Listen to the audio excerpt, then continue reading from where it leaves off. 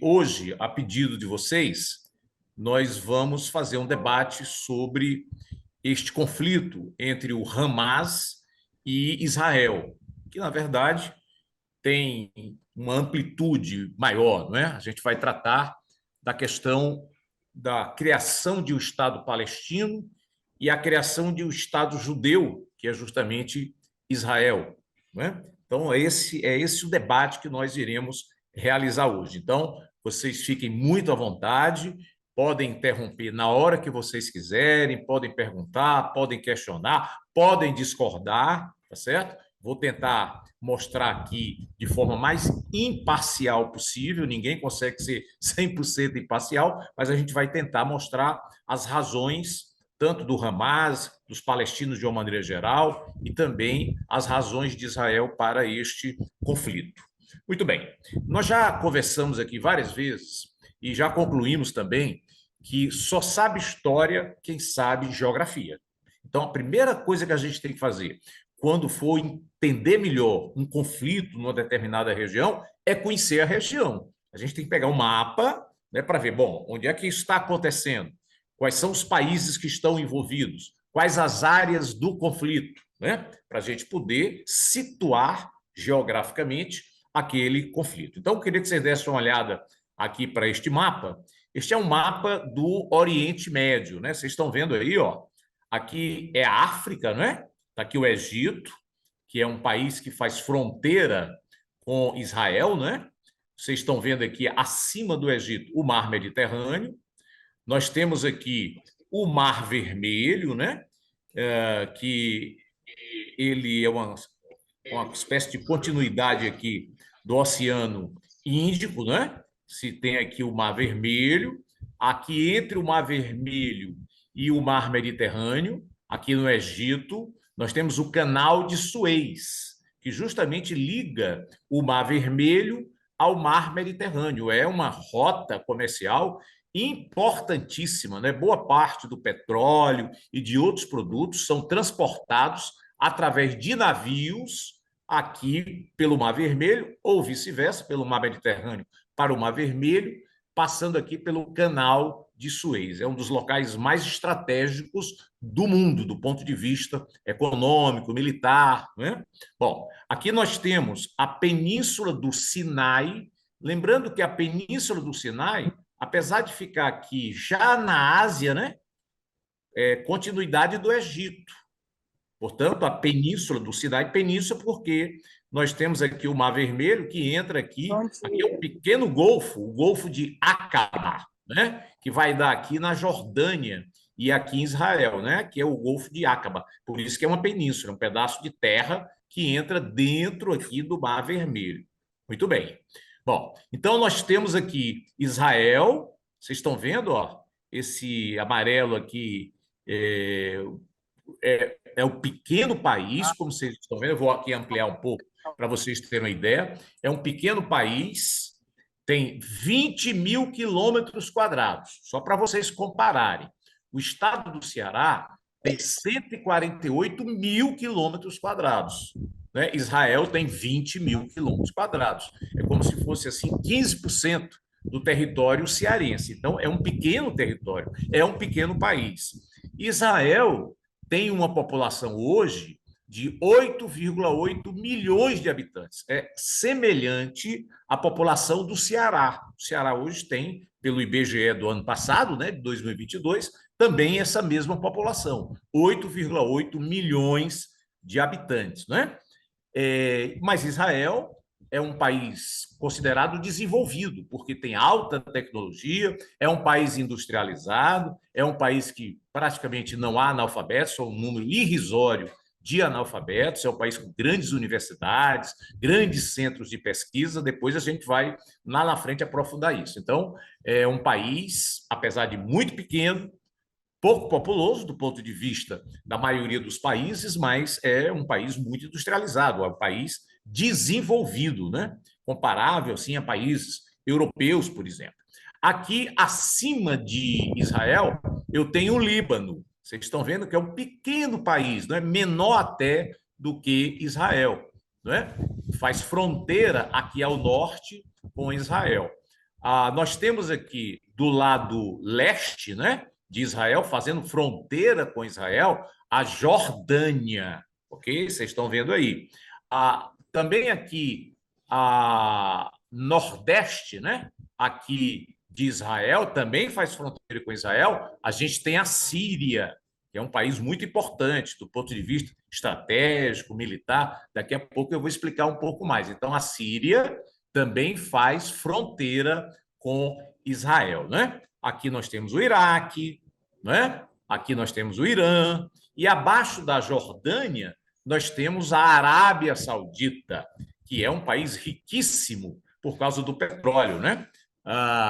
Essa região aqui é o Kuwait, essa região é o que a gente chama de Oriente Médio. Então, Israel faz parte dessa região, que é o Oriente Médio. Portanto, Israel é um país asiático do Oriente Médio, ok?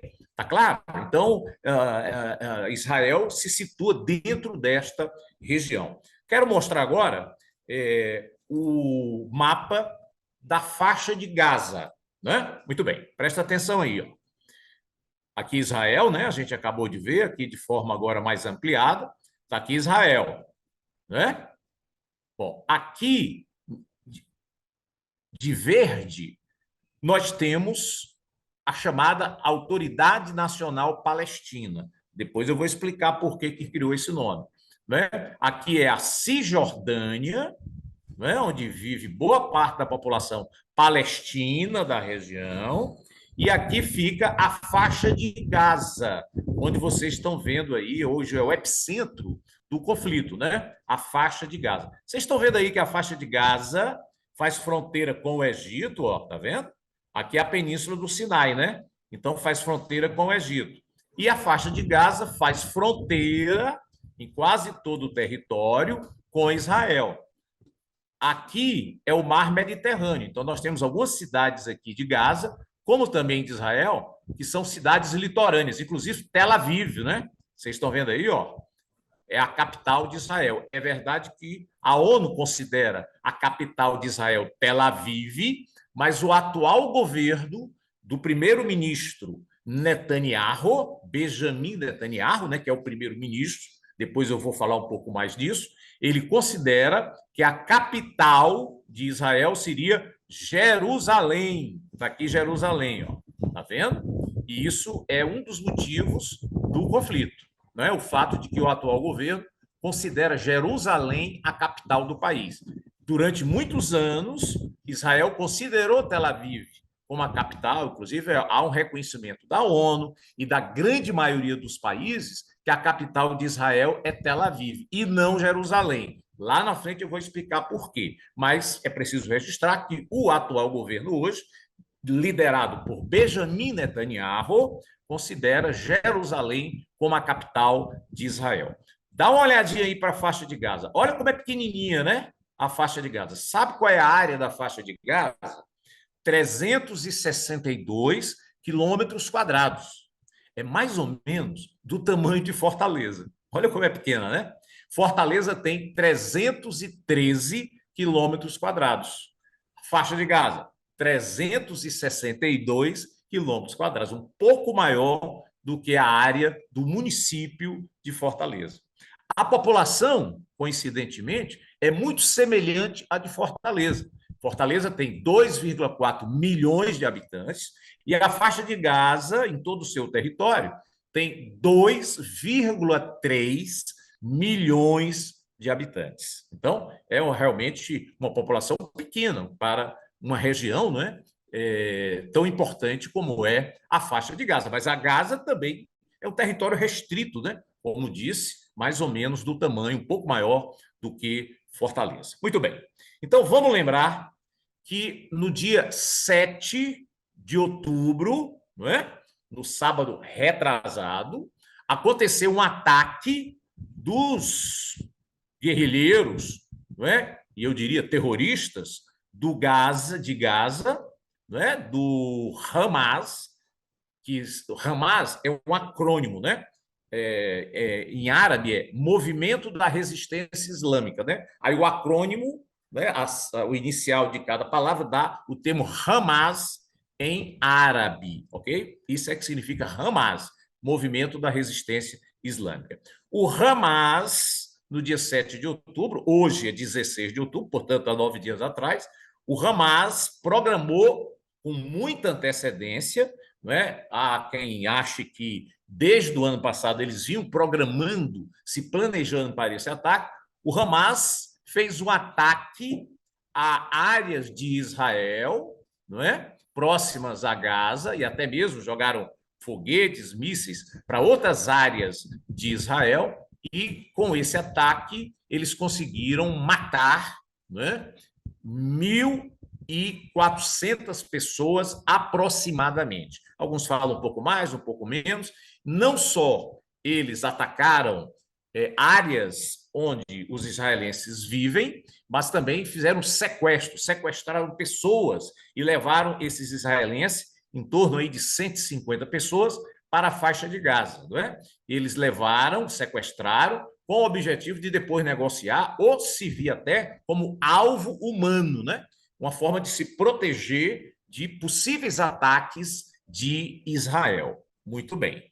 Bom, é preciso destacar que considera-se terrorismo toda vez que um grupo ou um país ataca civis com objetivos políticos, né? Matando, sequestrando, ferindo civis, né? E isso é considerado terrorismo. Vocês lembram aquele ataque terrorista de 2001, né? Do 11 de setembro de 2001, onde a Al-Qaeda, né, atacou os Estados Unidos, as duas torres gêmeas do World Trade Center, atacou o Pentágono, não é isso?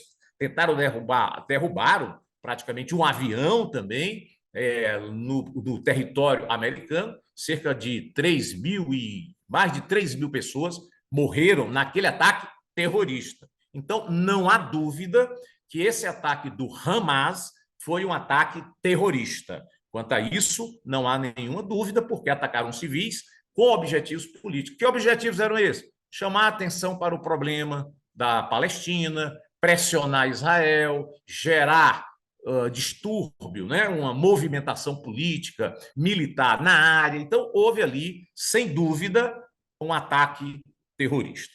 Muito bem. Agora, para a gente entender essa questão, a gente precisa voltar um pouco na história, tá certo?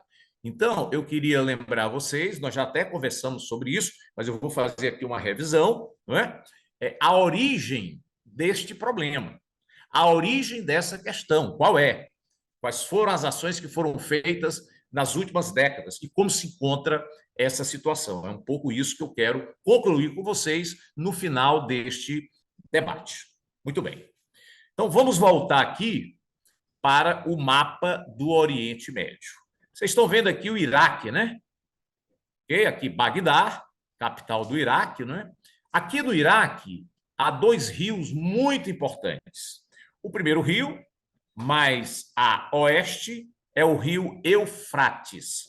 O segundo rio, mais a leste, é o rio Tigre. Muito bem. Entre o rio Tigre e o rio Eufrates, vocês lembram isso das aulas de história, né? Fica uma região muito importante da humanidade, que é a Mesopotâmia, né? Meso, meio, potamos, rios, né? Em grego, né? Que foi a primeira nomenclatura que se recebeu, queria dizer mais ou menos entre rios, né? Uma região entre rios é a Mesopotâmia. Por que a Mesopotâmia é tão importante?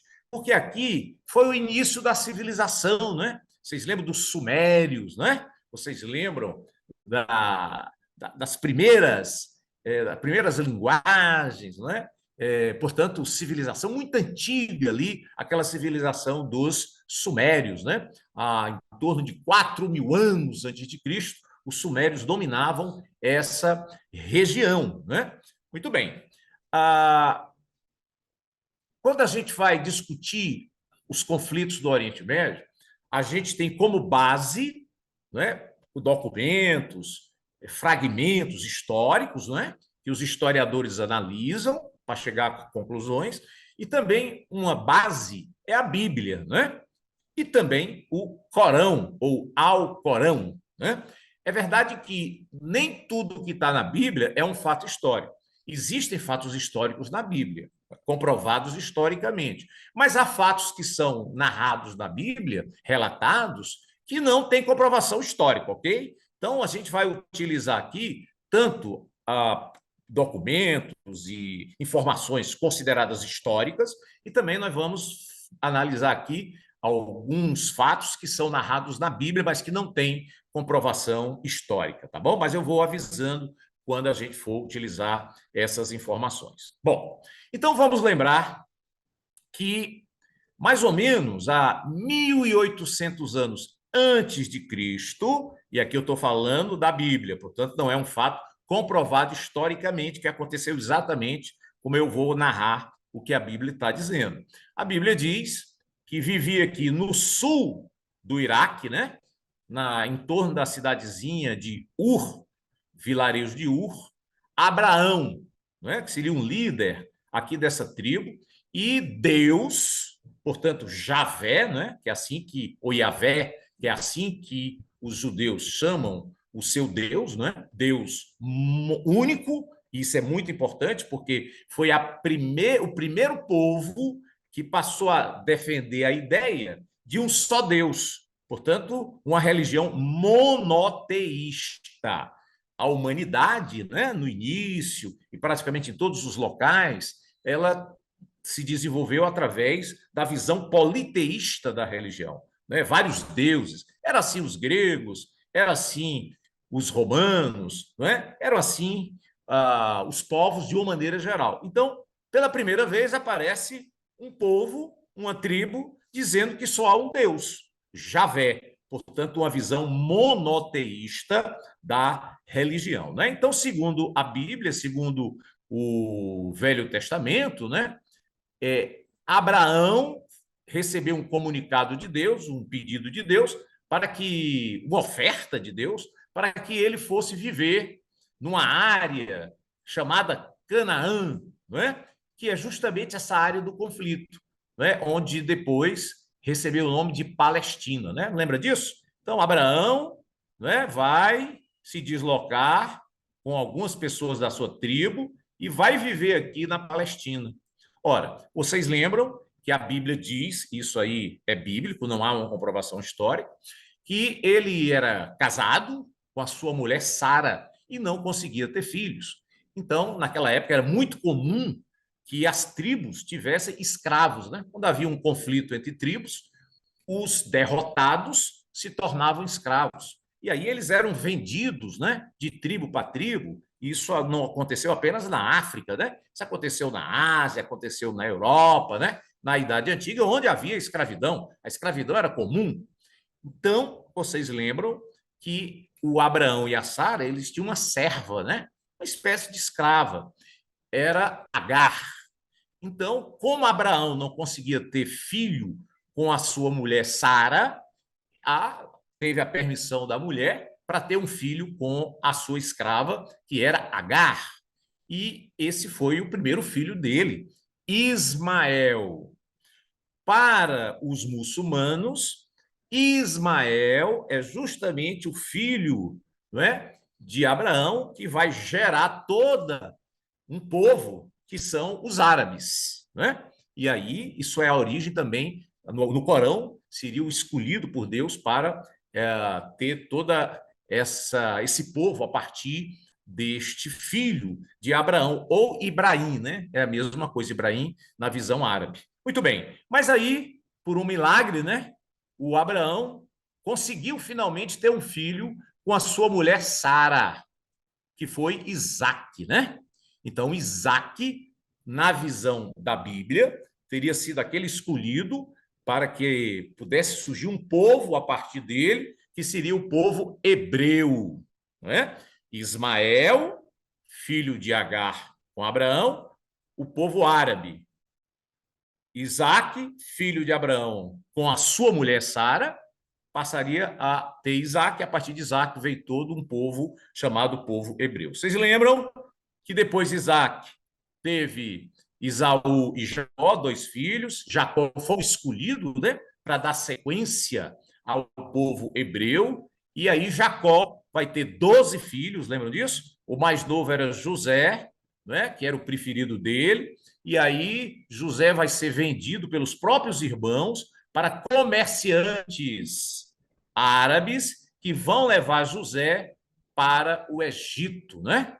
E José vai se tornar, por uma série de razões, né, uma pessoa querida pelo próprio faraó, não é isso? E ele vai virar alguém da elite do povo egípcio. Naquela época, o Egito já era um reino, um império muito importante, não é, no mundo árabe, não é, no norte do Egito, que depois vai se expandir para outras regiões. Aí vocês estão lembrados que, com o tempo, não é, o povo hebreu passou a ser escravizado pelo povo egípcio, né? Os egípcios, eles tinham exércitos, eles eram poderosos.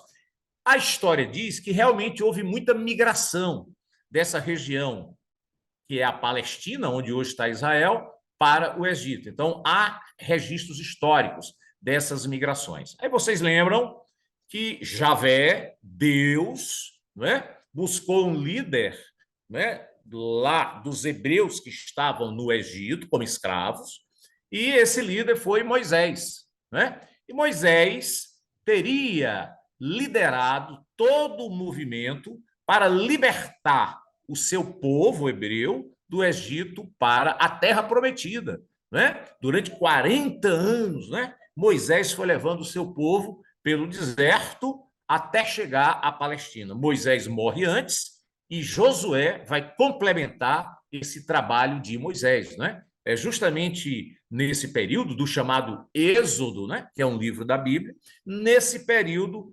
Moisés, lá no Monte Sinai, né, vai receber os 10 mandamentos, o decálogo, né, os 10 mandamentos, que é o fundamento da religião judaica, importante na religião cristã e também muito importante na religião islâmica. Daqui a pouco eu vou registrar como. Muito bem. Aí vocês lembram que essas tribos, lembra que eu falei que Jacó teve 12 filhos? Cada tribo liderada por um descendente dos filhos de Jacó, né, virou uma tribo na Palestina. Por isso que se fala as 12 tribos de Israel. Né? Nós temos até aqui um mapa. Tá? Olha aqui. Tá aqui as 12 tribos de Israel. Cada tribo foi se assentando num determinado local, né, dessa região, que depois vai ficar sendo chamada de Palestina. Não é? Com o tempo, não é, houve a unificação dessas tribos. Lembra do rei Saul, né? Um rei muito importante, ele vai unificar essas tribos. Né? Davi, aí vai unificar mais ainda, com o rei Davi, nós vamos ter Israel se tornando um país importante. Naquela época não havia essas fronteiras de país como ocorre hoje, né? Muito bem. Jerusalém já era a capital, a cidade mais importante dessa região, e depois haverá uma divisão dessa região em dois países, praticamente, né? Duas áreas. Ao norte, Israel. Quando eu falo aqui ao norte, não é só esse território de Israel de hoje, não. Pega aqui o Líbano, um pedaço da Síria, da Jordânia, tudo isso, não é? Essa região era ocupada pelas tribos de Israel. Então, Davi vai ser um rei importante, ele vai unificar, não é? E depois de Davi veio o seu filho Salomão, foi o auge, né, do Império Israelense, né, do reinado israelense sob o domínio sob a liderança de Salomão, né? Vocês lembram que o grande templo de Jerusalém, ele foi construído durante o governo de Salomão, é por isso que se fala o templo de Salomão, né? Foi o auge aí de Israel, tanto na época do rei Davi, como na época do rei Salomão. Muito bem. A gente está tratando aí, está falando aí de um período, mais ou menos aí, 1000 anos, 900 anos antes de Cristo. Muito bem. Essa região aqui, vocês lembram, tinha muitas tribos, né, árabes, povo árabe que vivia aqui quando os hebreus voltaram para essa região. né, trazidos por Moisés, e a completa viagem foi liderada por Josué, não é? Então havia muitas tribos. Vocês lembram que os hebreus, quando chegaram aí, lutaram, fizeram guerra para dominar essa região, porque essa terra tinha sido prometida por Javé ou Iavé. E uma dessas tribos eram os filisteus, lembra? Os filisteus, onde tinha lá o gigante Golias, que o Davi derrotou, não é? O gigante Golias, né? Está na Bíblia, isso não é fato histórico, ok? Isso está na Bíblia. Ora, o nome Palestina vem daí, porque muitos chamavam essa região, que era povoada por muitos filisteus, se chamava de Filistina, né? E daí vai para Palestina, né? Originada, portanto, consequência aí do domínio, da ocupação dos filisteus, que foram derrotados pelos hebreus. Muito bem. Lembra que eu falei que essa área foi dividida em duas? Ao norte, Israel, ao sul, Judá ou Judéia. Por quê? Porque o filho mais velho de Jacó era Judá. Então, essa tribo ficou muito fortalecida e o sul aqui da Palestina passou a ser chamada de Judéia. Daí vem o termo judeus, daí vem o nome da religião judaísmo, porque a maioria do povo acabou vivendo aqui mais ao sul, não é? Na área da Judéia, entenderam? Daí esse nome, judeus, daí o nome da religião judaísmo. Muito bem. Vocês lembram que a história mostra que essa região, em diversos momentos, ela foi ocupada por outros povos. Por exemplo, os assírios, né? Vindo aqui da Síria, uma parte de onde hoje é o Iraque, não é? Os assírios dominaram essa região. Os persas também dominaram. Os persas eles vieram daqui, não é? Dessa região onde hoje é o Irã, está aqui o país Irã, ó, do lado do Iraque, um pedaço aqui do Iraque, tudo isso aqui era dominado pelo povo persa, né? Então, os persas, eles chegaram a dominar o Oriente Médio de uma maneira geral e dominaram também a Palestina. Os gregos, na época de Alexandre o Grande, né? O rei da Macedônia, imperador da Macedônia, também dominaram essa região. E os romanos dominaram por muito tempo o Oriente Médio. Vocês lembram, a gente já comentou aqui, que toda essa região em torno do Mediterrâneo, ou seja, eu estou falando do norte da África, eu estou falando de boa parte da Europa, vocês estão vendo aqui a Turquia, não é? Essa área aqui, essa área do Oriente Médio, tudo isso aqui foi dominado pelos romanos. Vocês lembram que os romanos, eles tinham as províncias, né? E aqui era a província da Palestina, era o nome, província Palestina, depois passou a ser a província da Síria, e incluindo essa área que hoje é o Líbano, incluindo essa área que hoje é Israel, né? Muito bem. Acontece que no ano 70 depois de Cristo, vocês lembram que Jesus Cristo nasceu aqui em Nazaré ou em Belém, aí há dúvidas sobre isso, né? Os religiosos acreditam que ele nasceu em Belém por causa da Bíblia. Alguns historiadores acham que ele nasceu mesmo foi na Galileia, né? Que é o norte de Israel, onde está a cidade de Nazaré. Mas o fato é que ele viveu boa parte da sua vida aqui e em Nazaré, em torno aqui da cidade de Nazaré, onde ele juntou ali os 12 apóstolos, né? Fez toda a pregação a partir daqui, né? Aqui é a Galileia, né? Isso ele era chamado também de Galileu. Muito bem. Então, Cristo faz a sua pregação e a partir de Jesus Cristo vai nascer uma nova religião. Vocês lembram que foi fundamental o trabalho dos apóstolos, mas mais decisivo ainda foi o apóstolo Paulo, né? Paulo levou a doutrina cristã para além de Israel, né? Ele levou para a Turquia, ele levou para até a Itália, né? Chega a Roma, né? Ele vai ali naquela região da Península Balcânica, então ele vai expandir. A visão de Paulo é que o cristianismo tinha que ser uma religião universal. boa parte daqueles apóstolos achavam que o cristianismo era uma espécie de reforma do judaísmo, né? O Paulo não, ele achava que não era só para os judeus, aquela doutrina de Jesus Cristo teria que servir para toda a humanidade, né? Então, Paulo vai ser o grande nome da construção do cristianismo. Então, já uma informação importante. O judaísmo surge a partir ali de Abraão, né? Estou falando aí de 1800 antes de Cristo. O cristianismo vai surgir, né, com Jesus Cristo, os evangelhos, os Atos dos Apóstolos, as cartas, né? O chamado Novo Testamento. Então, o cristianismo surge com Jesus Cristo.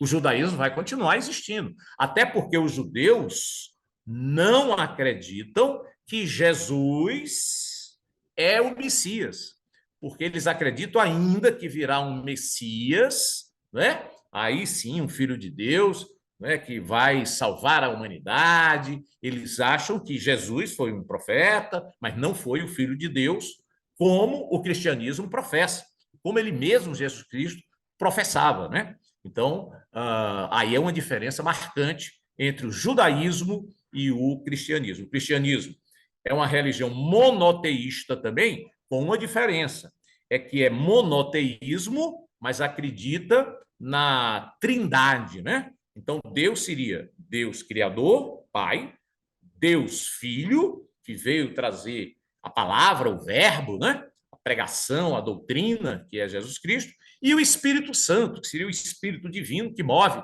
as pessoas a fazer o bem, a amar, a construir um mundo melhor. Então, essa é a visão da religião cristã. Ela é monoteísta, mas com essa visão de trindade. É diferente do judaísmo. O judaísmo só há um Deus, Javé. Muito bem. Vamos lembrar que essa região aqui de Israel, ela também foi dominada pelos babilônios. Quem eram os babilônios? Os babilônios eram um povo que vivia aqui em torno da Babilônia, onde hoje é o Iraque, né? Naquela época havia as chamadas cidades-estado. Não havia os países com essa fronteira, como vocês estão vendo aí. Eram regiões influenciadas por uma cidade-estado, né? E ali a cidade-estado era a Babilônia. Os babilônios também chegaram a dominar boa parte do Oriente Médio, inclusive Israel. Vocês lembram que no ano 586 depois de Cristo, os babilônios levaram aqui os judeus como escravos lá para a Babilônia, né? E passou um bom tempo aí, né? O judeu vivendo aí como escravo na Babilônia. Essa foi a chamada primeira diáspora, né? A dispersão dos judeus que foram viver como escravos lá na Babilônia, que hoje seria uma região aí do Iraque, não é isso? Muito bem. Vamos lembrar, estou falando aqui de 586 antes de Cristo, ok? Que foi esse movimento aí liderado pela Babilônia de dispersão, né? De expulsão dos judeus da sua área, da sua chegaram inclusive a destruir o templo criado por Salomão, né? Aquele templo foi destruído aí pelos babilônios pela primeira vez.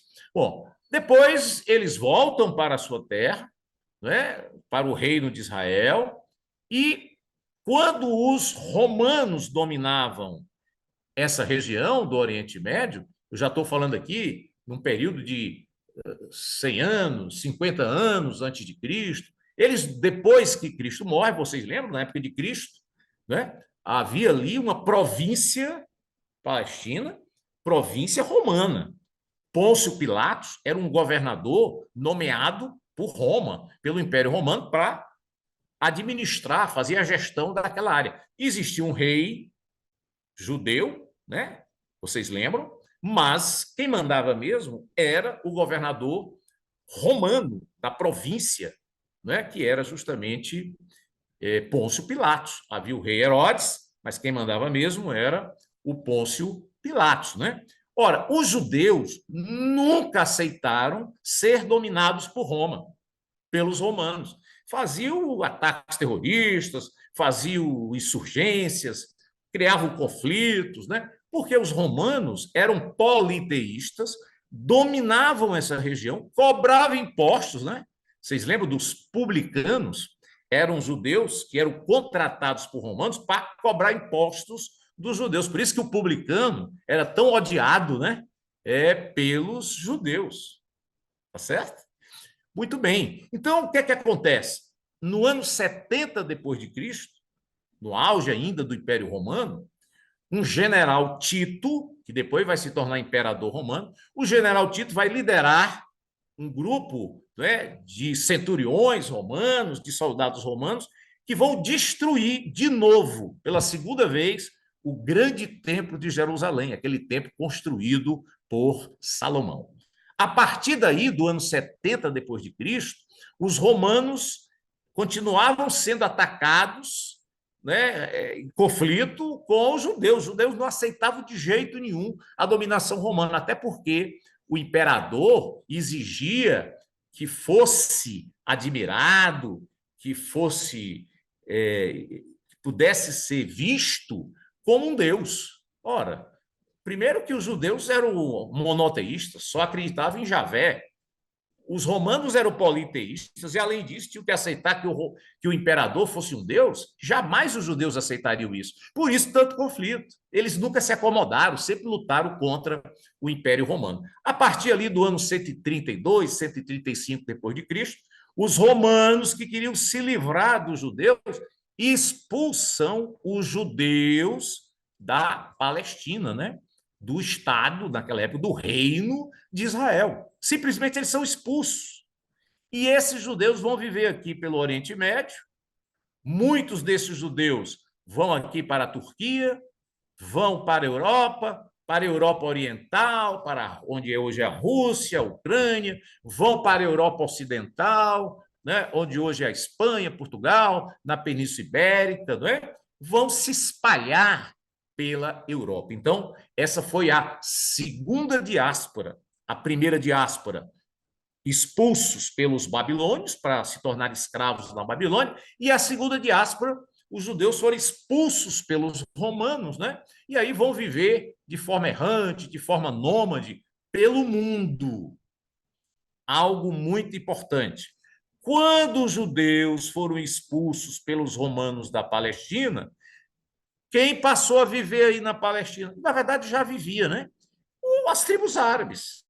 As tribos árabes sempre ocuparam essa região, né? Antes mesmo dos judeus chegarem aí. Vocês lembram que os filisteus foram derrotados pelos judeus? Outras tribos viviam em guerra com os judeus, né? Porque como aquela terra tinha sido dada por Javé, então tinha que guerrear, fazer conflito, guerra para poder dominar essa região. Então, quando os judeus foram expulsos, os árabes, né, voltaram a dominar aqui essa região, a viver fortemente nessa região.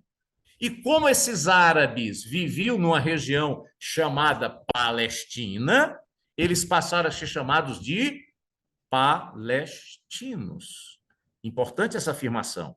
Desde o ano 135 aproximadamente, depois de Cristo, até o início do século XX, e mais fortemente com a criação de Israel em 1948, durante todo esse período, né? Olha o que eu estou falando aí, de 1.800 anos. Durante esses 1.800 anos, quem é que vivia aqui nesse território? Os palestinos. Tribos árabes que viviam na Palestina e por isso eram chamados de palestinos. Tá claro? Aí vocês já acompanharam, já leram, né? Que os judeus sempre tinham um sonho de voltar para a terra prometida por Javé, prometida a Abraão em 1.800 anos antes de Cristo. Por diversos momentos, né? Eles sempre falavam que um dia voltariam à Palestina para reconstruir o Estado de Israel, que tinha existido durante.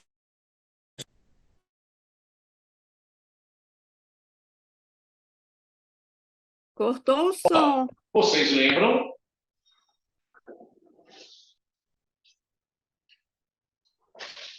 Tá cortando. Vocês lembram que os judeus viveram como nômades, né, pelo mundo afora, principalmente na Europa, não é?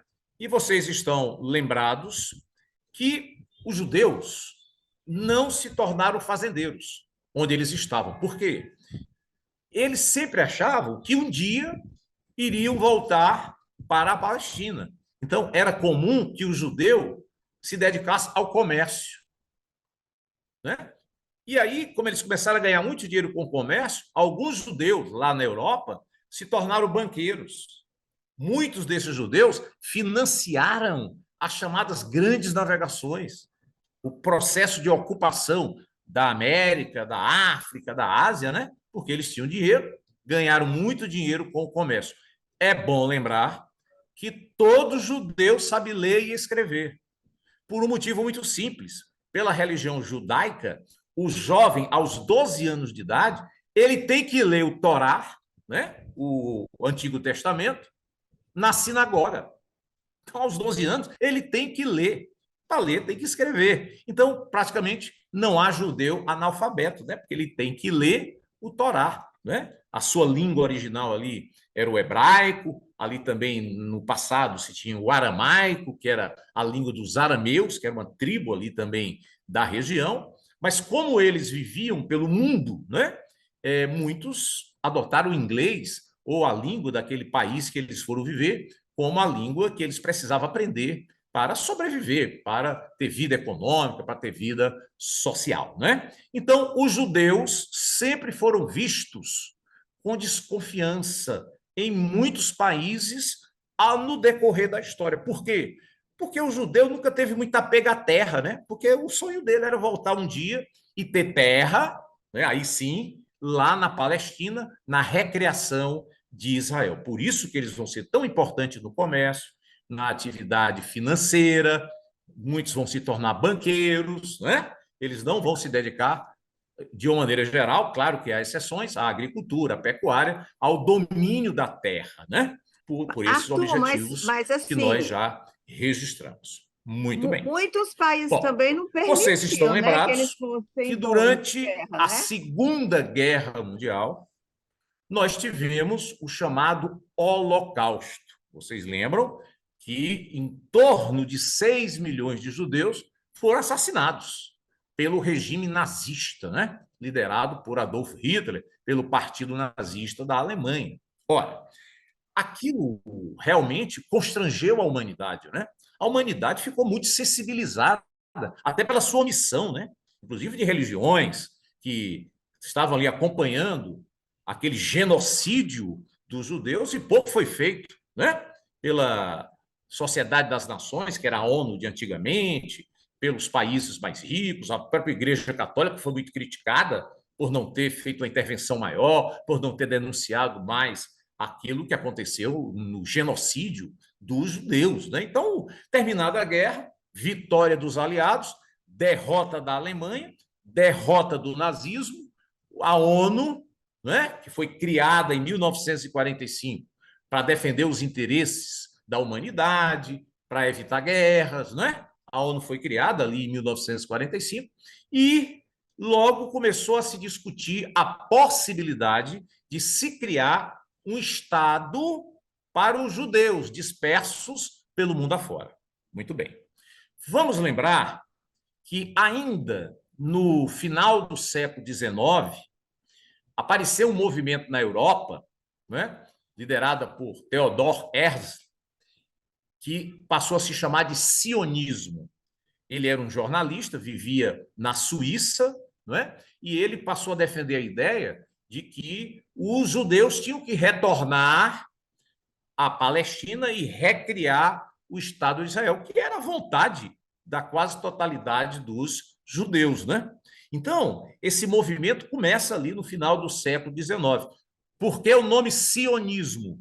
Porque uma das colinas, né, de Jerusalém é Sião. Então, o sionismo seria o retorno a Sião, o retorno a Jerusalém, o retorno a Palestina. Daí o nome sionismo, né? Então, a partir daí, do final do século XIX, muitos judeus, levados por essa ideia, começam a retornar para a Palestina. Vale salientar que a Palestina estava ocupada principalmente por árabes. E como esses árabes viviam na Palestina, eram chamados de palestinos, ok? Muito bem. Vocês lembram da Primeira Guerra Mundial? Na Primeira Guerra Mundial, o Império Turco-Otomano se aliou com a Áustria-Hungria e com a Alemanha, não foi? Era chamada Tríplice Aliança. Ela foi derrotada. Derrotada por quem? Pela Tríplice Entente, pelo Tríplice Entendimento, né? Inglaterra, França, Rússia. Lembram disso? Os Estados Unidos vão entrar do lado da Tríplice Entente, né? A partir de 1917, e isso vai praticamente decidir a Primeira Guerra Mundial. Vitória da Tríplice Entente, derrota da Tríplice Aliança da Alemanha, junto com o Império Turco e com a Áustria-Hungria. Presta atenção. Desde o século XVI, mais ou menos aí 1517, o Império Turco-Otomano, lembre-se que os turcos vieram lá da Ásia Central. Aqui, ó, tá vendo? Ó? Turcomenistão. Aqui é a área, a terra de origem dos turcos. Eles passaram a aceitar o islamismo, a maioria deles adotaram o islamismo como religião, e esses turcos otomanos, eles foram dominando o Oriente Médio. De tal maneira, vocês lembram, 1453, os turcos otomanos vão derrotar, né, o Império Bizantino, né, o Império Romano do Oriente, vão tomar Constantinopla, que mais tarde vai ser chamada de Istambul. Vocês estão vendo aí, ó, o Estreito de Bósforo, né, que liga o Mar Negro ao Mar de Mármara, né, que vai ligar aqui ao Mar Mediterrâneo, que é o Estreito de Bósforo, aqui é o Estreito de Dardanelos. Lembram disso? Então, os turcos, eles dominaram aqui o Oriente Médio praticamente durante 400 anos, de 1517 até o final da Primeira Guerra Mundial. Como os turcos perderam a Primeira Guerra Mundial, essa área que era dominada pelos turcos, aqui do Oriente Médio, vai ser dominada pela Inglaterra e pela França. Lembram disso? A França vai influenciar, vai ter um mandato para administrar aqui onde hoje é a Síria, onde hoje é o Líbano. E a Inglaterra vai ficar com o mandato para administrar o restante do Oriente Médio, onde hoje aqui é o Iraque, a Jordânia, onde hoje é a Palestina, não é? A Arábia Saudita, o restante aqui dessa área passou a ser controlada pelos ingleses. Agora vocês lembram que os ingleses prometeram aos árabes que se os árabes se unissem aos ingleses para derrotar o Império Turco, que dominava a região, os ingleses iriam estimular, apoiar que os países árabes criassem os seus próprios países. Foi assim que a Arábia Saudita foi criada, né? A família Saud passou a governar a partir aí dessa decisão dos ingleses. Daí a Arábia Saudita. O Iraque, mesma forma, não é? A Jordânia, da mesma forma.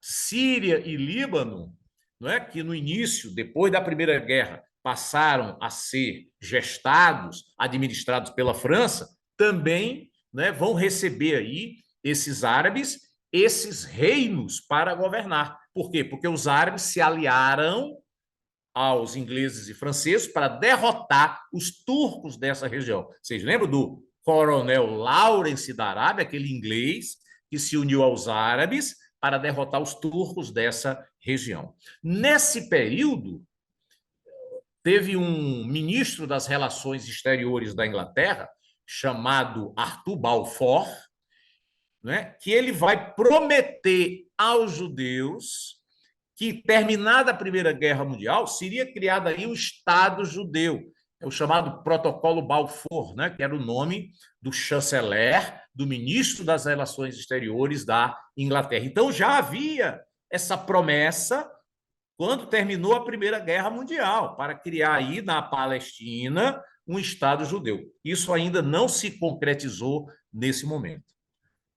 Terminada a Segunda Guerra Mundial, derrota novamente da Alemanha, né?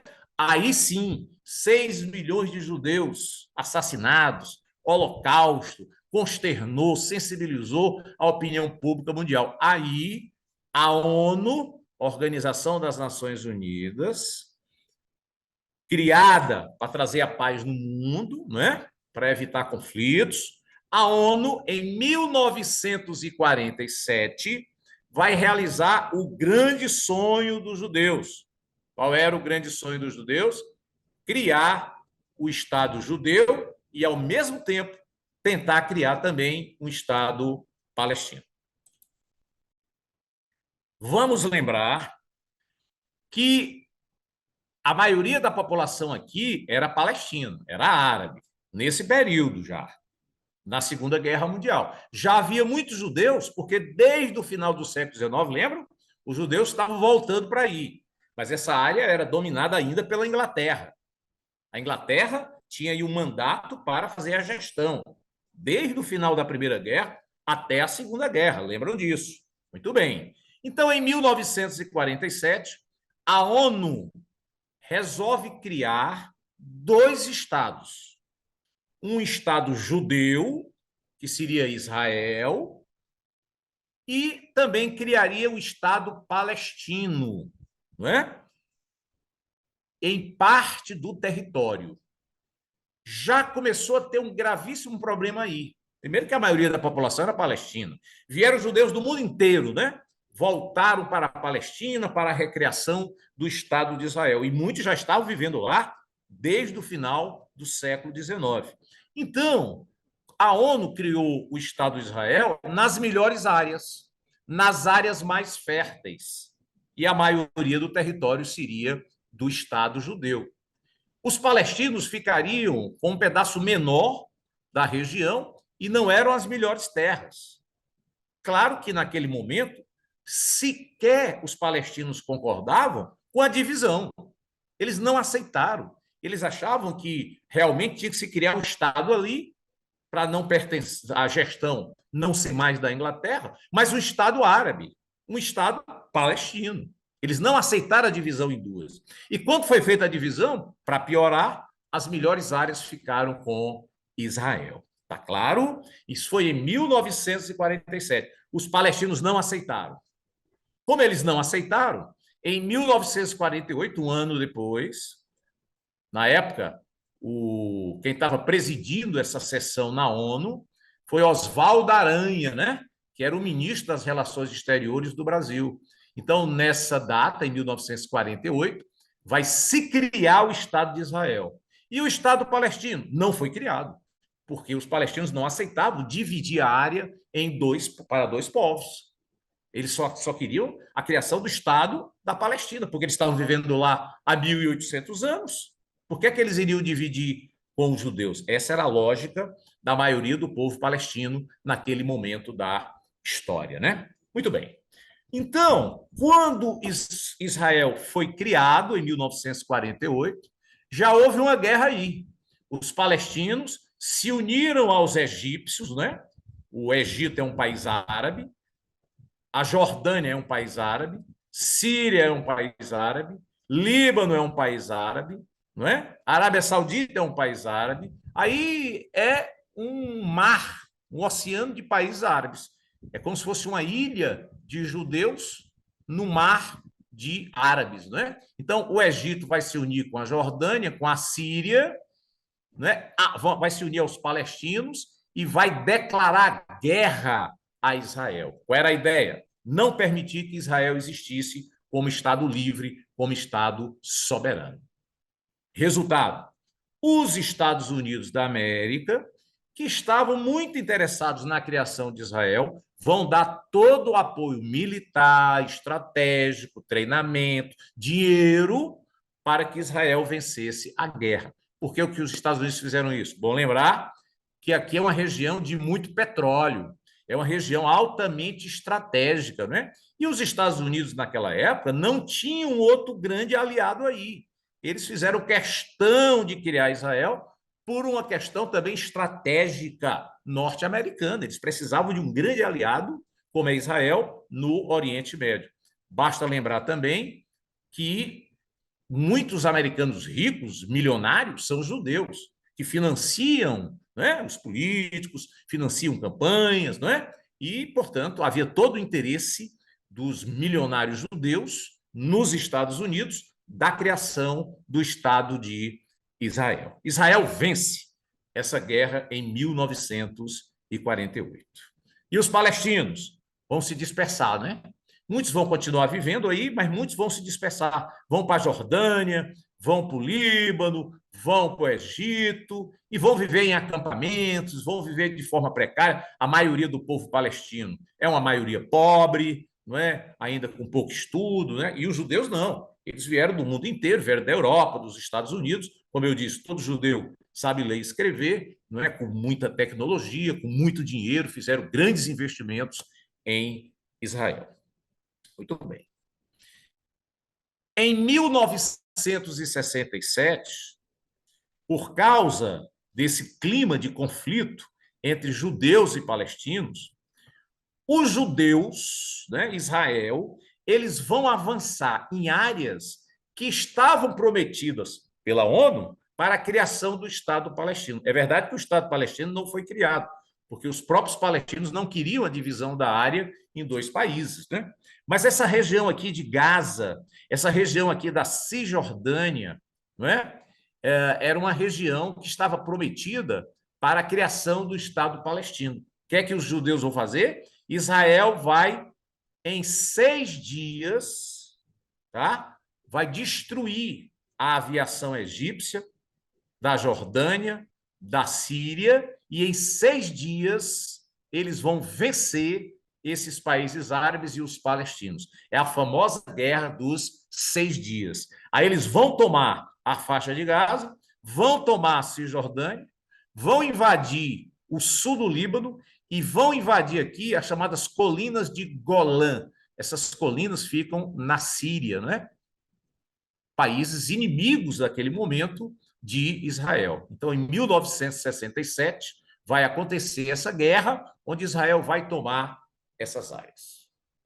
Em 1973, os países árabes vão atacar Israel de surpresa, na chamada Guerra do Yom Kippur. Yom Kippur é o dia do perdão, é uma data sagrada para os judeus. Eles aproveitaram aquela data em que os judeus estavam voltados para a religião e atacam Israel.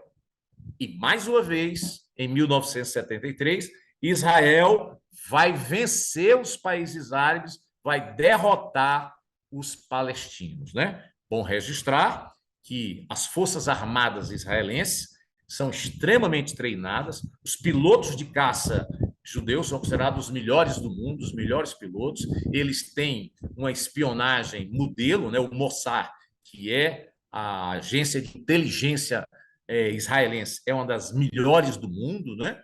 Então, eles, com a tecnologia, né, com o estudo, com a ciência que eles dominam aí, eles, com muito dinheiro também dos aliados, sobretudo dos americanos, eles sempre conseguiram vencer facilmente os países árabes.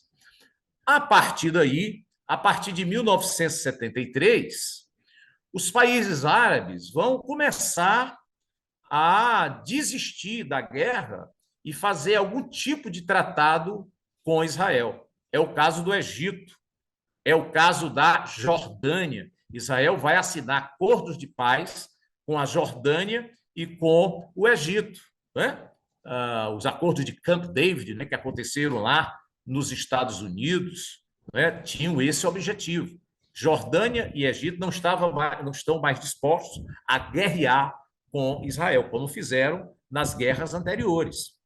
Ora, então, a partir daí, a própria ONU vai se envolver com um papel decisivo dos Estados Unidos para tentar se chegar a um acordo de paz entre judeus e palestinos.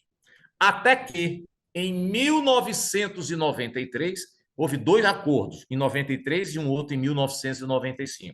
Acontecerá o chamado Acordo de Oslo. Oslo é a capital da Noruega, onde foi assinado o acordo. Qual foi o acordo que foi feito? Bom, preciso registrar que, a partir de 1964, passou a existir a chamada OLP. Organização para a Libertação da Palestina. É uma organização que unia vários grupos, né, que sempre lutaram para a criação do Estado palestino. No início, a OLP, assim como o Hamas hoje, defendia a destruição de Israel, defendia a expulsão dos judeus, não aceitava a existência do Estado de Israel.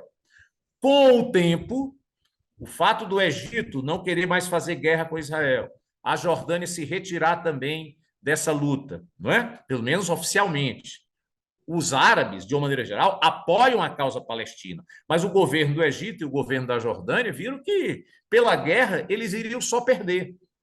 Tiveram várias derrotas e não queriam continuar nessa guerra com Israel, né? Então, em 1993, a OLP, que já tinha desistido, né, dessa ideia de destruição do Estado de Israel, eles passaram a aceitar a existência do Estado de Israel, desde que fosse criado o Estado palestino. É isso que defendia a OLP, Organização para a Libertação da Palestina. O principal grupo da OLP chama-se Fatah, que é hoje o principal grupo que defende a causa palestina, não é? Muito bem. Então, em 1993, pelo Acordo de Oslo, que foi liderado pelo presidente Clinton dos Estados Unidos, por Yasser Arafat, que era o líder máximo da OLP, e por Itzhak Rabin, que era o primeiro-ministro de Israel, assinaram o Acordo de Oslo dizendo o seguinte: ok, os palestinos aceitam a existência de Israel. Em contrapartida, vai se criar um Estado palestino. Onde? Em Gaza e na Cisjordânia. Nessas duas áreas seria criado um Estado palestino. Foi criado um Estado provisório chamado Autoridade Nacional Palestina. Tá?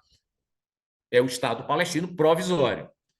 Funcionando onde? Em que áreas? Na Cisjordânia e em Gaza.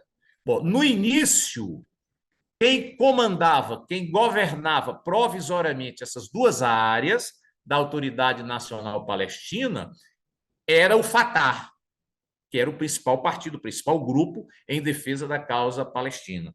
Só que, em 1987, um grupo de palestinos vai fazer um grande protesto chamado Intifada. O que é Intifada? É um protesto onde os palestinos, que são muito pobres, né, enfrentam as forças armadas, a polícia de Israel, na base do pau e da pedra. Né? Isso aqui é Intifada. Então, em 1987, um grupo de palestinos, não aceitando essa divisão, não é, que estava se pensando em criar dois estados, onde parte dos palestinos já estava aceitando, que era o caso da OLP, esse grupo cria, em 1987, durante uma intifada, esse grupo cria o Hamas.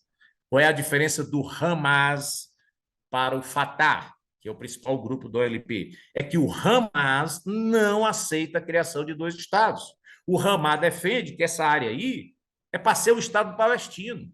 E os judeus têm que ser expulsos. Tem que haver a destruição do Estado de Israel. Entenderam? Com o tempo, o Hamas foi crescendo.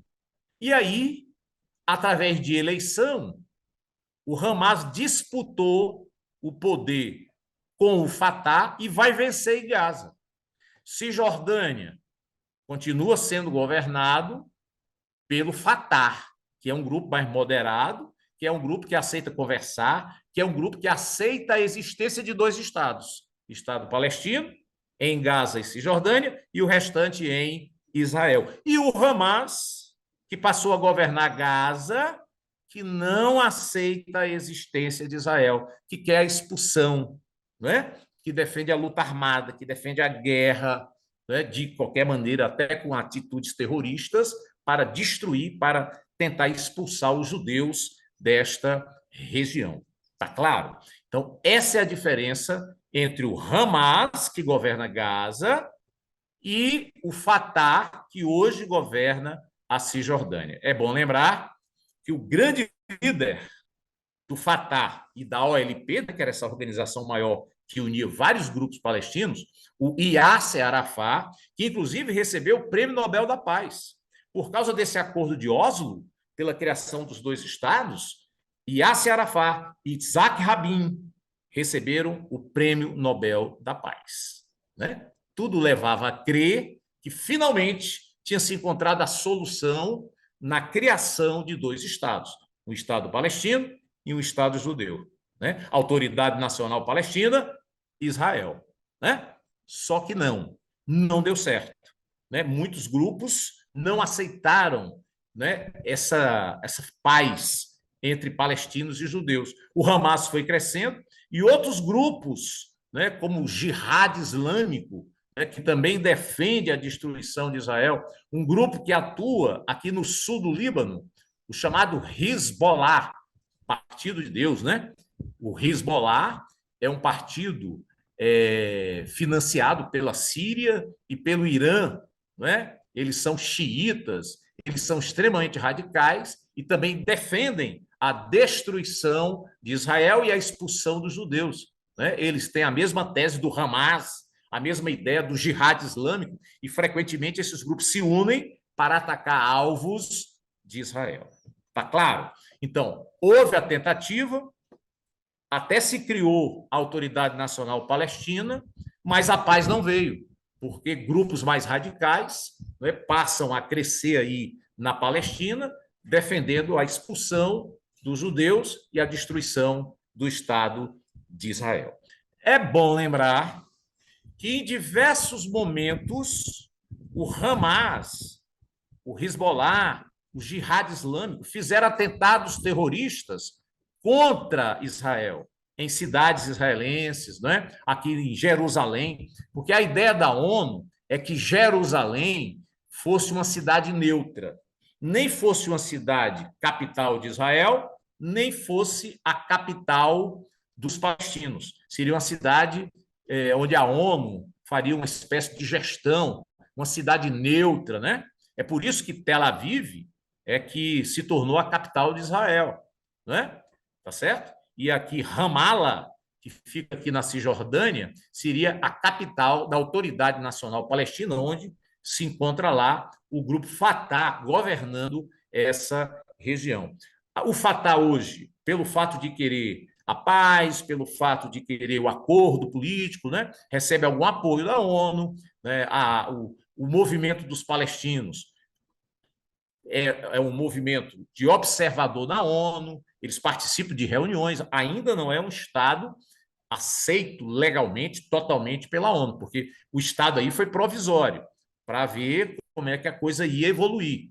Mas de 1993 para cá, portanto, nos últimos 30 anos, tem havido um retrocesso, em vez de um avanço a partir da criação da Autoridade Nacional Palestina. Então, frequentemente, o Hamas, principalmente, joga mísseis, foguetes, faz atentados contra alvos israelenses. Isso aconteceu várias vezes nos últimos 30 anos. Agora, nunca com a força que aconteceu agora. Vocês viram, né, com esse ataque do Hamas, que foi muito planejado, e aí o que está se observando é que o governo israelense falhou, porque se tem o melhor serviço secreto do mundo, com toda essa capacidade, com todo esse treinamento, não conseguiu perceber o planejamento desse ataque, é que tem algum problema, né? Tá certo? Então, o mais grave é que o Gaza, Hamas, faz esse ataque a alvos israelenses, morrem aí em torno de 1.400 pessoas, vocês viram o sequestro, em torno de 150. O Israel já matou mais de 2.400, a maioria civis, na área de Gaza, e ainda ameaça uma invasão. Israel deu ultimato ao Hamas. Qual é o ultimato? Todas as pessoas que estão aqui ao norte, que tem a Gaza é a região, mas tem a cidade de Gaza também. Toda essa região aqui em torno da cidade de Gaza, no norte do território, essas pessoas terão que ir para o sul, porque os principais líderes do Hamas se encontram aqui. E Israel já começou a matar, assassinar esses líderes, né? E vai continuar. Não tenho dúvida que os principais líderes do Hamas serão descobertos e assassinados pelas Forças Armadas de Israel. Não é? Israel tem muita competência, não é? Tem muito planejamento, e é com muito apoio também norte-americano para realizar essas ações. Mas o que é mais grave é que muitos civis que não têm nada a ver com isso vão ser assassinados, dos dois lados. Esse é que é o grave. Porque boa parte do povo palestino quer a paz, aceita dividir a região em dois estados. Né? Mas uma minoria que faz ataques terroristas acaba gerando todo esse problema. E é preciso destacar também que o atual governante de Israel é uma república parlamentarista. Tem um presidente da república, mas quem governa mesmo é o primeiro-ministro. Eles basearam assim no parlamentarismo inglês, né? Já que a Inglaterra teve uma grande influência aí nessa região. Então, quem governa hoje é o primeiro-ministro Benjamin Netanyahu. Ele é conservador, montou um grupo de vários partidos mais conservadores, né? E ele não tem facilitado a paz. Veja que o Itzhak Rabin, aquele que fez a paz em 1993, ele foi assassinado. Ele era do Partido Trabalhista, né? Um partido de centro-esquerda e social-democrata. Ele foi assassinado por árabes, por palestinos? Não. O Isaac Rabin foi assassinado por judeus radicais, porque ele fez a paz com os palestinos. Então, o radicalismo existe em grupos dos dois lados. Tanto judeus que não aceitam, há judeus que não aceitam dividir a região em dois estados. E há palestinos também que não aceitam, que é o caso do grupo Hamas. Dá uma olhadinha aqui, pode aumentar um pouco esse mapa, vamos lá. Bom, então vejam, lembra que eu falei que a Arábia Saudita era um país riquíssimo? A Arábia Saudita tem hoje a terceira maior produção de petróleo do mundo, né? Só perde para os Estados Unidos e para a Rússia. É o terceiro maior produtor, é o segundo maior exportador, né? Hoje só perde para a Rússia em termos de exportação de petróleo. Né? É um mar de petróleo, a Arábia Saudita. A família Saudi, né? É a família que ainda governa desde a criação da Arábia Saudita. Lembra que eu falei? Os ingleses que estavam governando essa região, né? Quando terminou a Primeira Guerra Mundial, começaram a criar os reinos aí árabes, né? E entregou essa região aí para a família Saudi, que é uma tribo, né? Saudi, e que o nome passa a ser Arábia Saudita. É um país riquíssimo, é o país mais rico dessa região, não é? Por causa do petróleo. E a Arábia Saudita é de uma tendência no islamismo. Vamos lembrar algo importante. Vocês lembram que em 622 depois de Cristo, né, o Maomé ele foge de Meca e vai para Medina. Vocês estão vendo aí as duas cidades, ó. Meca, Medina. Essa fuga chama-se Hégira. A partir da Hégira, a partir da fuga, em 622 depois de Cristo, ele vai criar uma nova religião, que é o islamismo, né? Islã significa submissão, né? Eu me submeto à vontade de Deus. Isso é o islamismo. Eles chamam Deus de Alá. É o mesmo Deus dos judeus, Javé, né? O islamismo ele foi baseado na Bíblia, baseado no judaísmo e no cristianismo, né? É a terceira religião monoteísta. O judaísmo foi a primeira, vem o cristianismo e depois vem o islamismo. Eles acreditam em Alá. Alá, só há um Deus, Alá. E Maomé é o seu profeta, né? Eles acham que Jesus foi um grande profeta. Eles têm muito respeito por Jesus, mas eles não acham que Jesus é o filho de Deus, né? Eles não têm essa visão da religião cristã, como os judeus também não têm, né? Então, vejam, o islamismo se divide em vários grupos, principalmente em sunitas e xiitas. Tanto um como o outro, existem grupos moderados, existem grupos radicais. Tem gente que pensa que os xiitas são mais radicais, mais conservadores, sectários. Não. Existem grupos xiitas sectários, existem grupos sunitas extremamente conservadores. É o caso da Arábia Saudita. Lá, a religião, o grupo predominante do islamismo é o que eles chamam de alabismo, né? Em homenagem a um grande líder do século XVIII chamado Alabi, né? que defendeu a ideia de que eles tinham que se comportar como com a ética, com os costumes da época de Maomé. É o que se chama de Sharia, né? As leis que têm que valer, aquelas leis da época de Maomé, né? Aquelas leis bem conservadoras, né? Aquela história de apedrejar o adúltero, né? É aquela a mulher adúltera, né? É aquela história de que roubou pode até cortar a mão do camarada. Então eles têm uma visão extremamente conservadora. Bom, então eles são xiitas. Já o Irã predomina no Irã o islamismo xiita, né? Xiita. Nós já conversamos sobre isso. No começo do islamismo houve uma divisão. Muitos resolveram seguir a orientação, não é, de um primo de Maomé, que era Ali. Aí eles criaram Shiat Ali, o partido de Ali, virou xiita, né? Quer dizer, o partido de Ali. Aqueles que defendiam que não eram os parentes de Maomé que tinham que ser seguidos, mas os principais líderes islâmicos, né? Que seguindo as sunas, né? As sunas é uma espécie de interpretação do Corão, né? Então daí surgiu os sunitas. Então a Arábia Saudita é sunita. Os iranianos são majoritariamente xiitas. No Iraque é bem dividido, mas a maioria é xiita e tem uma grande quantidade de sunitas. Os grupos Al-Qaeda, Estado Islâmico, extremamente sectários, né, são sunitas. Então, tanto há sunitas como xiitas radicais. Então, há uma disputa no islamismo entre a tendência xiita e sunita, tanto que ele às vezes entra em guerra, há conflitos, né, entre esses dois grupos. Então, a Arábia Saudita, ela sempre apoiou a causa palestina. Por quê? Porque a causa palestina é uma causa dos árabes.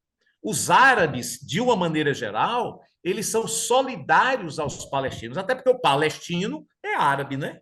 Tá certo? Só que, com o tempo, essas posições foram mudando. Lembra que eu falei, ó? Egito, Jordânia, já fizeram acordo com Israel. Não entram mais em guerra com Israel por causa dos palestinos. A Síria, né, que é xiita majoritariamente, apoiada pelo Irã e com apoio também da Rússia, a Síria continua apoiando a causa palestina, né, coloca armas, coloca dinheiro para os palestinos. Já a Arábia Saudita se aproximou muito dos Estados Unidos, né, dos interesses americanos. Então, a Arábia Saudita já não vê muito futuro em se envolver diretamente na causa palestina. Eles não podem deixar de apoiar, eles apoiam, né? Teoricamente, politicamente, até porque o palestino é um povo árabe, mas eles não intervêm mais em guerra. Então, está havendo, nos últimos tempos, começou a haver uma certa aproximação do governo da Arábia Saudita com Israel. Então, isso não interessa ao movimento palestino, não interessa à Síria, não interessa ao Irã, que são grandes aliados do Hamas, do Hezbollah, não é? Então, há alguns cientistas políticos, alguns historiadores que acham que esse ataque violento do Hamas tem a ver com isso, né? Porque como é que a Arábia Saudita vai ficar contra o povo árabe que está sendo morto, assassinado por judeus? Então, era uma forma de afastar uma possibilidade de apoio, de aliança, mínima que fosse, entre a Arábia Saudita e Israel. Eu acho pouco provável que tudo isso seja feito por causa disso, mas tem uma certa lógica também. O fato é que Gaza será invadida pelo exército de Israel, né? E aí, vocês estão vendo, o Benjamin Netanyahu dizendo que o ataque será por ar, né? Ou seja, pela aeronáutica, por mar, pela marinha e por terra, né? Pelo exército. Então, o norte da faixa de Gaza será invadido brevemente, mais cedo ou mais tarde. Por isso que eles estão dizendo, saiam, atenção, palestinos, saiam de Gaza do norte para o sul. Nós vamos atacar o norte de Gaza e o Egito se preocupa com isso, porque, apesar do Egito ter feito já um acordo de paz com Israel, o egípcio é um povo árabe, né? Então, eles sempre apoiaram a causa palestina. Fica muito difícil para o Egito, né, ficar passivo numa situação como essa. Até porque também as pessoas que estão fugindo de Gaza, eles precisam do Egito, né? É o que o governo brasileiro está fazendo, vocês estão acompanhando, né? Os aviões estão indo buscar os brasileiros que estão aqui na faixa de Gaza, né? Ou aqui em Israel, né? E a possibilidade é que as pessoas saiam aqui pela fronteira do Egito, né? Se faria um corredor humanitário, é isso que a ONU está tentando, né? Um corredor humanitário para que as pessoas saiam de Gaza para o Egito, para que possam viver, né? Porque a ameaça que Israel está fazendo é de invadir e matar aqui, destruir, não é, áreas que hoje são dominadas pelo Hamas. Tá claro? Bruno, também tem uma dúvida aqui. Pois não. Me diga uma coisa, o surgimento do Hamas, ele teve alguma coisa a ver com Israel? Quer dizer, foi em algum momento o braço armado de Israel, que depois passou a ser contra Israel? Porque eu já li alguma coisa sobre isso, mas eu não sei se é verdade. Você podia O explicar? Hamas. Sim, se que o Hamas no início foi um braço armado de Israel, foi Israel? Não, não. Não. O Hum, que é importante registrar é o Hamas fez ataques terroristas, né? Isso aí não há dúvida. Entendeu? Mas o que está se destacando muito é lembrando o seguinte: antes da criação de Israel, veja que Israel foi criado como Estado pela ONU em 1948. Nessa época, antes, na época que os ingleses governavam essa região, era um mandato inglês na Palestina, havia vivendo aqui judeus e palestinos. A maioria era de palestino. Então, judeus mais radicais faziam atentados terroristas também, explodiam bombas, né, para chamar a atenção da humanidade, da ONU, para o problema deles, reivindicando a criação do Estado de Israel. Isso antes do Holocausto, né? Isso antes da Segunda Guerra Mundial, porque nada levava a crer que o Estado de Israel fosse criado. Lembra que terminou a Primeira Guerra, a Inglaterra que dominava essa região, o ministro das Relações Exteriores, o chanceler, o Balfour, fez um protocolo dizendo: não, essa área aqui a gente vai criar um Estado de Israel futuramente. Nunca criou. Por isso que os judeus também faziam atentados terroristas, chamar a atenção da opinião pública, né, para a criação do Estado palestino. Se não tivesse acontecido o Holocausto, dificilmente o Estado de Israel teria sido criado, porque a ONU, né, possivelmente não compraria essa briga. Comprou porque a opinião pública mundial ficou sensibilizada com o Holocausto, com as cenas, com as imagens, com as fotos, né, do assassinato, do genocídio de judeus. Aquilo sensibilizou a humanidade e aquilo gerou um clima político, né, para que houvesse a aprovação na ONU do Estado de Israel.